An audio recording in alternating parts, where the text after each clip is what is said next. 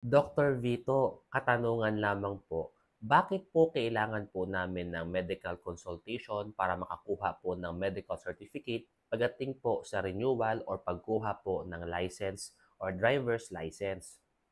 Ito po ay isang requirement po na sinasabi sa mga clients bago mabigyan ng medical certificate for the following reason para malaman po kung kayo po ba ay physically and mentally fit mag-drive. Ito po kasi ay para sa safety po ng ating mga passengers, ng ating mga kasama, at syempre ng ating pamilya at ng ating sarili. So, ano po ba yung mga requirement? So, bakit po at siya ginagawang mga test? So, tinitingnan ko po yung kanilang, yung sa portal po, no? It's always a requirement po sa kanal para ma-secure po natin yung ating driver's license. Ito naman po ay hindi, ito po ay for safety natin ha. So, para saan? Physically and mentally fit tayo mag-drive ng isang vehicle, no? So, ito naman po yung mga kailangan po bukod sa ating personal information, kailangan kasi mas certify po doon ng doktor. Doktor po ang gumagawa po nito ha. Ito po ay base rin sa aking experience dahil po ako nag-apply po ng license, ng driver's license. Kailangan kasi ma-prove namin doon ng mga doctors natin na kayo po ay mentally and physically fit for driving. Number two is drug-free. Yung sa drug-free naman, may nabasa kasi akong article na hindi required na, no? At nung time ko naman, hindi naman ako na-required na. Siguro meron kasing memo o protocol doon.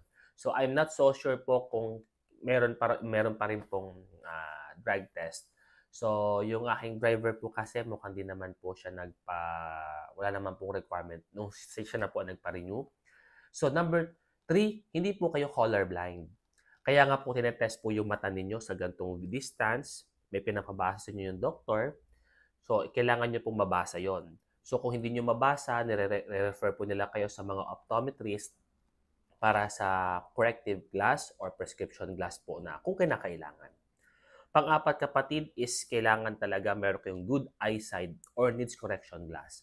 So mapapansin nyo po kapatid doon sa examination po ng doktor, siya na po ang nagre-recommended kung kailangan po ninyo. Kasi napaka-importante po kasi nakakabasa po kayo ng mga signs.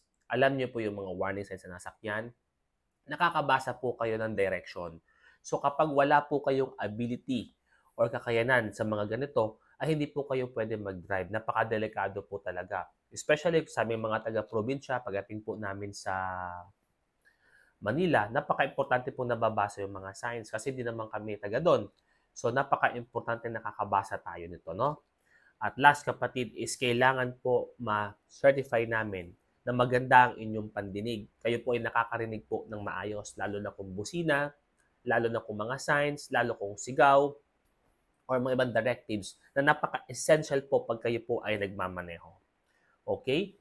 So, naka-reflect din doon kung kayo po may mga disability, kung kayo po ba ay naka-amputate ng inyong mga kamay, paa, meron ba kayong prosthesis, meron ba kayong partial blindness, meron ba kayong problema sa pagsasalita at sa inyong pagdinig, at kung kayo po ay may mga ibang karamdaman po, no? So, napaka-importante po ma-indicate po yun sa certification. At ito naman po kasi si LTO po ang bahala po mag-ano doon, mag-process doon sa mga requirement.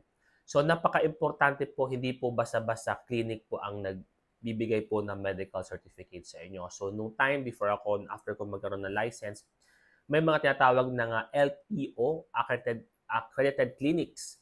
Ibig sabihin, yung doctor din po ay dapat accredited po ng LTO. Ito naman po ay for compliance po at ibig sabihin meron silang train para i-run ang ganitong mga clinic kung sila po ay may accreditation. So kung kayo po ay mag-secure po ng driver's license at kailangan po ng medical certificate, magpa-assist po kayo sa kanila nang sa ganun po maproseso po agad ang inyong mga requirement. Ito po si Dr. Vito, ang inyong Mindoreñong manggagamot.